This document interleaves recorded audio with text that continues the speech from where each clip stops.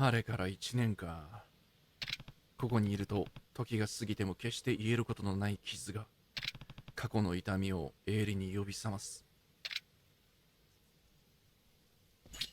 行こはーい、行こ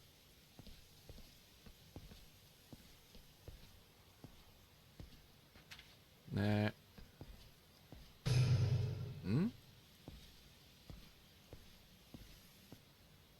風間慎太郎、沢村由美、錦山明。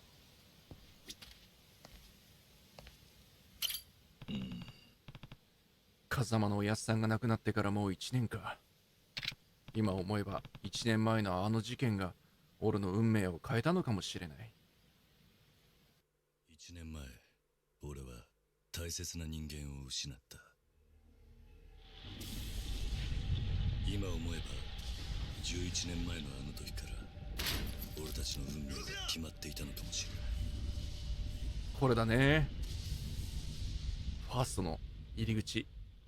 俺がまだ東上会の二次団体堂島組にいた頃、俺には家族と言える仲間が3人いた。一人は同じ孤児院で育った親友。あ、いいね。こういう回想シーンあるの。もう一人は孤児だった俺を育ててくれたおやっさん、風間慎太郎。そしてもう一人は子供の頃から愛し続けた女、由美だった。両親がいなかった俺にとってその3人はこの世で唯一の家族と言える存在だった。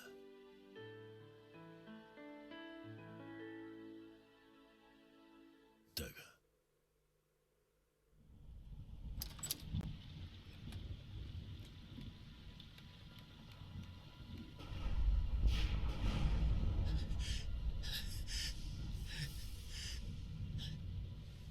やっちまった。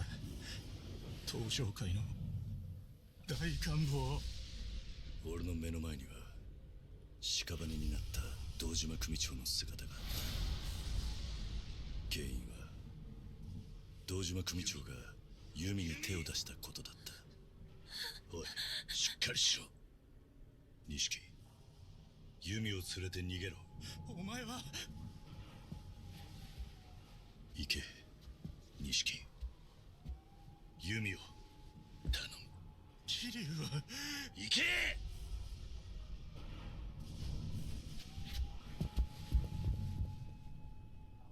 かけがえのない二人を守るため動くな。俺は覚悟を決めた。食事始め。刑期は10年。服役した俺には組織からの破門状と由美が失踪したという知らせが届けられた。由美を頼むぞ。錦にもそう伝え。親殺しの汚名。組織から見放された俺は自分を見失いそうになった。だがそんな俺を忘れないでいてくれる人間がいた。そうそう、その当時ね。おやっさん。風間のおやっさんだった。出所した俺は風間のおやっさんに会うため、そして何よりも服役中の10年間に起こったことを確かめるためカムロ町へと戻ってきた。そんな俺を待ち受けていたのは直系組長の皆さんがいるこの場で3代目に伺います。東都銀行の貸金庫にあった組の金100億盗まれたってのは本当ですか？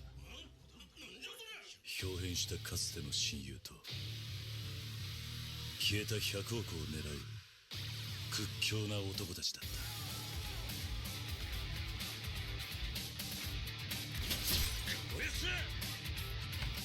突如登場界に起こった跡目争い。次第に俺は事件に巻き込まれていく。そうだそうだ。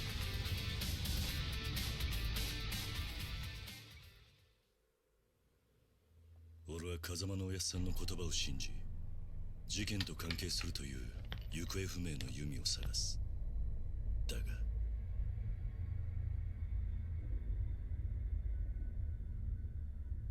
そこで出会ったのは一人の少女だった。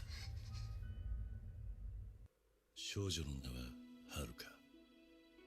まだ9歳の女の子だった。ハルカは母親を探すためたった一人で町へとやってきていた。単なる偶然の出会いだが、そんな少女と俺には一つの共通点があった。お前どうするんだこれから。私にはお母さんとユミお姉ちゃんだけだから。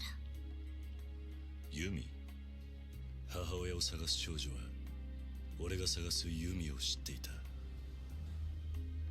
俺はハルカとの運命を感じつつ彼女と共に事件を追いかけることとなった。お母さんからってこれをくれたの。だがわしらがおっとんのはそこのお嬢さんですわ。突如ハルカは100億の鍵を握る少女として組織から追われることとなってしまう。そうだそうだ。狙われ続ける毎日、俺はハルカを守りながらユミと100億の行方を追った。そろそろ来ると思ってたよ。そんな時俺たちの前に一人の刑事が姿を現す。伊達誠、元捜査一課刑事。11年前俺を取り調べたことがきっかけで人生を曲げた刑事は失ったキャリアを取り戻すため捜査の協力を要請してきた。ギリュウ、俺は今三代目の世良の殺しを追ってる。手風。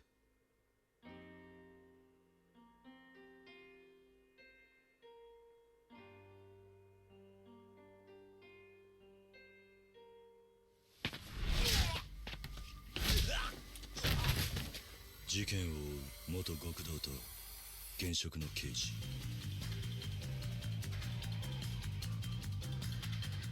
ハルカ、クソ。不思議な縁で組むことになった俺たちの間には次第に友情が生まれ始める。しかし桐生一馬、誘拐の現行犯として逮捕する。捜査一課課長須藤にマークされた俺たちは行き場を失ってしまう。だってさ。ああ、遅くなって悪かったな。あんたこんなことしたら。逃げるぞ桐生。警察との板挟みになった伊達さんは俺たちのために警察を捨てた。かっけえな。だってさ。事件の謎に迫る俺たちの目の前には様々な人間が立ちはだかった。100億と跡目を狙う東上界の大幹部島野太。やっと会えたな、桐生。そしてその島野組の若頭を務める男真島五郎。よう、桐生ちゃん探したで。歴戦の修羅場をくぐり抜けた者たちとの戦いは壮絶を極めようとしていた。そして10年前死んだ堂島宗平の妻弥生。堂島をやったのはお前なのかい。彼女の一言は俺に重くのしかかった。ほうほうほう。だがそんな俺にも利害を超えた協力者が現れた。ホストクラブスターダストのオーナー和樹、そしてホストの優也、近江連合の寺田。風間のおやっさんに導かれた出会いは俺に勇気を与えてくれた。そして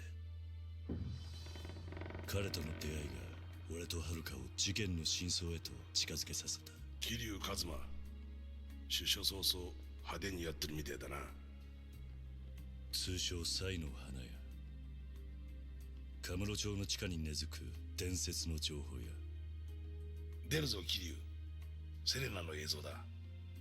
花屋の情報を得た俺たちは事件を陰で操る男の存在を知ることとなる。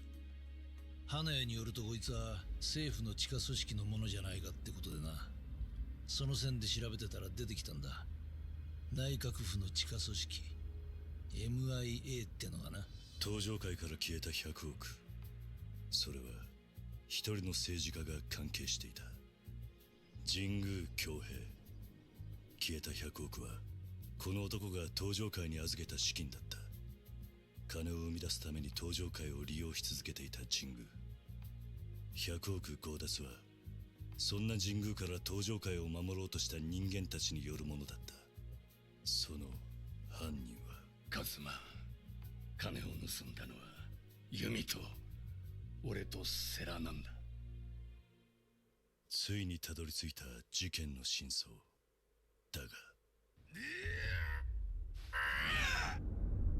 はるか、おやっさん。島野から命がけではるかを守った風間のおやっさんは、風間さん、おやっさん、事件の全てを俺に告げると。遺言状だ。許してくれ、カズマ。お前の親殺したのは俺なんだ。いいんだ、いいんだ、おやっさん。俺にとっちゃおやっさんが本当の親父でした。隠し続けていた俺の秘密の過去を明かし、この世を去っていった。全ての真相を知った俺ははるかと共に100億が眠る地ミレニアムタワーへと向かった。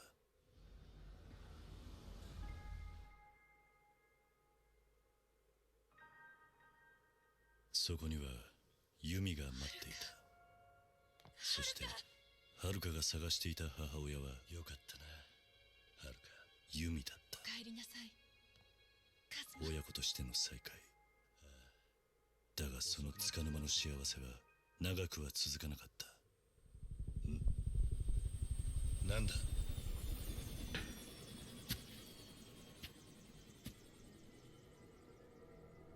やってきたのは100億を取り戻しに来た神宮恭平だった。神宮は登場界に見切りをつけ、関西の組織近江連合と手を組むことで日本の裏社会と表社会を牛耳る計画を立てていた。神宮は風間のおやっさんの協力者だった近江連合本部長寺田を罠にはめ、どういうこと？俺たちの前へ立ちはだかった。そうだよ。だが何？ユミ。もうこれであなたは私を撃てない。これが爆発すれば店の中にある100億も一緒に消えてなくなる。ユミの命がけの勇気とおやっさんから受け継いだ意志を胸に、俺は登場界4代目桐生一馬だ。俺たちは神宮を打ち破ることができた。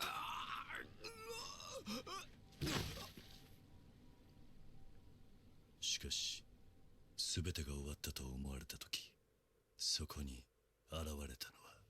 終わったか。これでようやく落ち着けるな。錦。10年という時を経て変わってしまった俺たちは、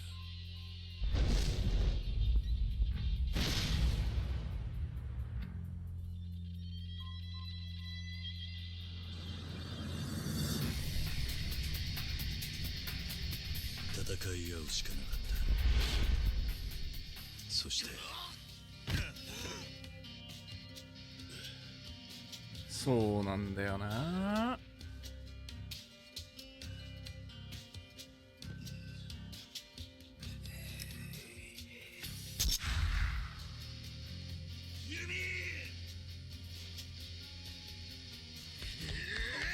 その親友は最後に俺とはるかを救ってくれた。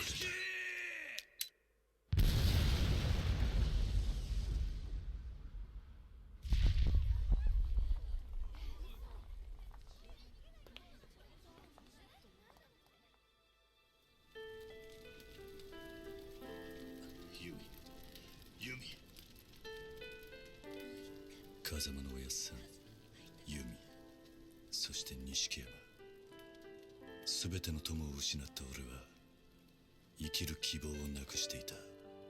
ふざけるな。お前の戦いはまだ終わってねえはずだ。かけがえのねえものを守り続けろ。逃げるんじゃねえ。そんな俺を救い出してくれたのは伊達さんと遥だった。俺は登場界の跡目を同じ風間のおやっさんの意志を継ぐ男寺田へと託し、登場界と別れを告げた。そして遥と生きていくことを決めた。